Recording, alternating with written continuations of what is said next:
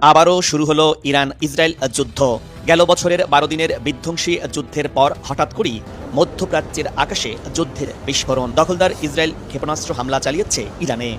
আজ শনিবার ২৮ ফেব্রুয়ারি সকালে ইরানের বিভিন্ন শহরে আকস্মিক হামলা চালিয়েছে দখলদার ইসরায়েল। ইসরায়েলের প্রতিরক্ষা বাহিনী আইডিএফ হঠাৎ করে ইরানে হামলা করে বসে। কাতার ভিত্তিক গণমাধ্যম আল জাজিরার এক প্রতিবেদন থেকে জানা গেছে, তেহরানের কেন্দ্রস্থলে একাধিক বিস্ফোরণের শব্দ শোনা গেছে। আকাশে ঘন ধোঁয়া উড়তে দেখা গেছে, যা শহরে বিভিন্ন প্রান্ত থেকেও দৃশ্যমান ছিল।